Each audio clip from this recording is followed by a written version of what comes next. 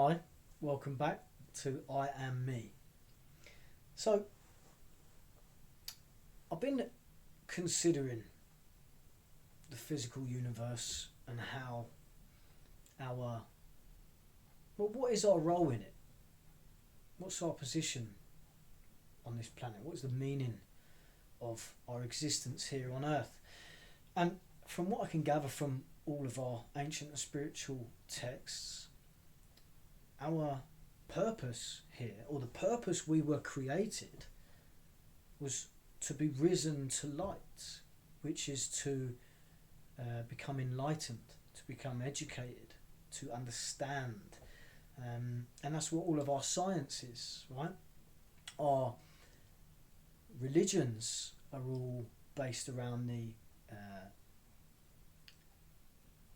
exploration of our internal being and our relationship with God.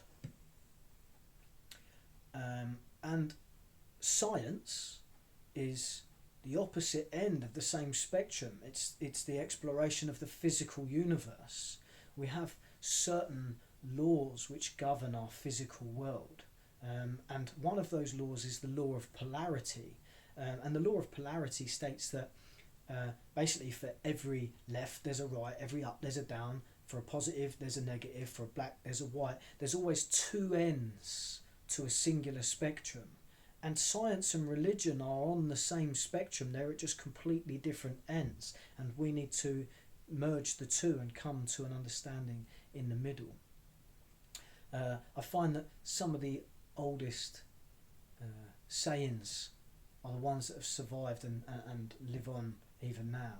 And knowledge is power. That was one that has gone on forever. Knowledge is power. What does that mean? Where does the power come from? The power comes from your level of understanding. A human being has the ability to achieve so many great things, as we can see from our peers.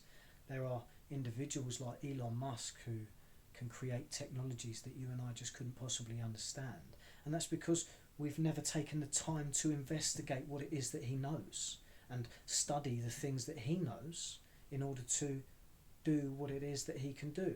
Same with doctors or builders or lawyers or whoever, racing car drivers, artists. All of us are the same thing. We're just different expressions of the same thing.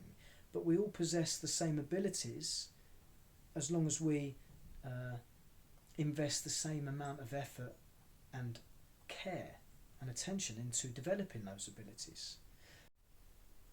I want to show you a video of what happens inside your mind when the human brain is learning new things, and so you can actually see these neural pathways develop.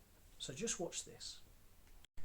You can see each brain cell here extending an arm and a hand to reach out for another hand of another brain cell and transferring those little balls of light there. That's information, that's intelligence and consciousness being transferred and expanded. We understand what goes on in the deepest corners of space because we witness what happens under the microscope. We understand the natural laws that all things are beholden to, and then we can just expand the model of our understanding, knowing that everything that exists is subjected to those universal laws. And so we can create very accurate working models of what life is like outside of our physical universe, right?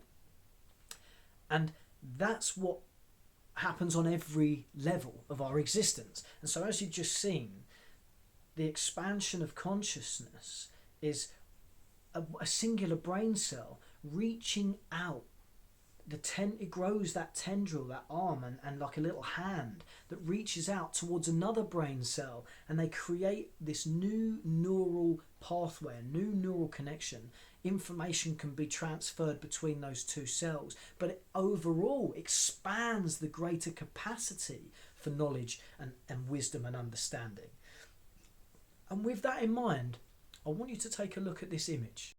So this is the Sistine Chapel, and on the right here is God, and on the left is Adam. What you can see is that God is contained within the silhouette of the human mind, and he is reaching out to Adam and extending his hand, just like inside our own minds, where brain cells extend to share knowledge.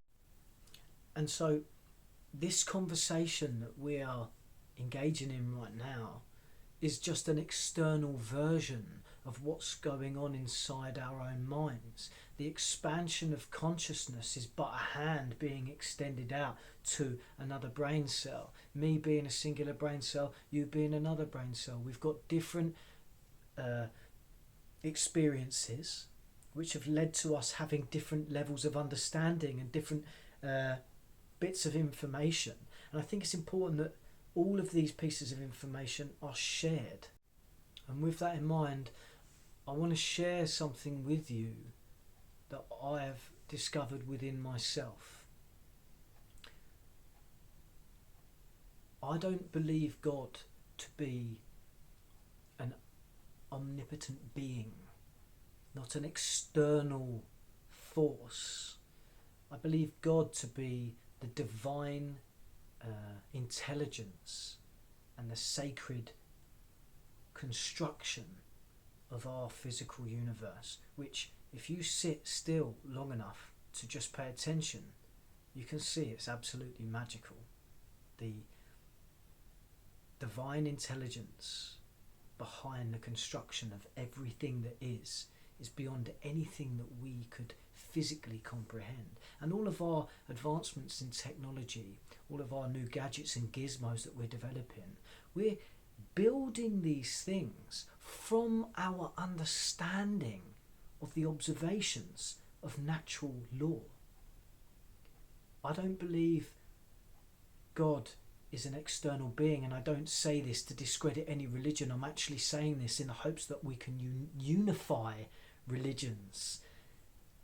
Those religions come from periods in time of individuals' personal experiences. There are hundreds of religions all over the world that all originate from different points in time, but they all share the same information. They share the same knowledge, and that is that God is consciousness. God is the I am, the awareness of being, and that is, it comes from within. It's a force that hides behind the intelligence of everything that is. As within, so without. Be still and know that I am God. This information has been encoded into every single religious and spiritual text that's ever existed, and we have all been forced to fight amongst ourselves about the obvious differences, whilst failing to recognise the key similarity, and that is that God is within. Remembering that God is your consciousness, I'd like to read you a quote from this book by Neville Goddard. And if you don't already have this book and you are travelling down this spiritual path, then I would highly recommend that you invest in this book. But let me just read you this. Knowing that consciousness objectifies itself, man must forgive all men for being that which they are. He must realise that all are expressing, without the aid of another, that which they are conscious of being. Peter, the enlightened or disciplined man, knew that a change of consciousness would produce a change of expression. Instead of sympathising with the beggars of life at the temple's gates, he declared, "Silver and gold I have none for thee, but such as I have, the conscious of being, I give unto thee. Stir up the gift within you, wherefore I put thee in remembrance, that thou stir up the gift of God which is in thee." God being consciousness, the only gift that he could offer is not to try and fix anybody's problems, but to get people to realise that your problems are nothing more than the manifestations of your own state of consciousness, i.e., if you are always in a state of concern or fear worry, anxiety, please recognize that those anxieties are being created by imagining the outcomes that you don't want. Very rarely are your anxieties being driven by a situation that you are currently in. They are usually about things that are yet to come about. So rather than reside in fear and worry and anxiety, choose to know that the better outcome is yours. The expansion and evolution of our species is not an external journey, it's an internal one. Be still and know that I am God. Look internal and the answers are right there. Now, thanks for listening to me waffle. Go on, get lost.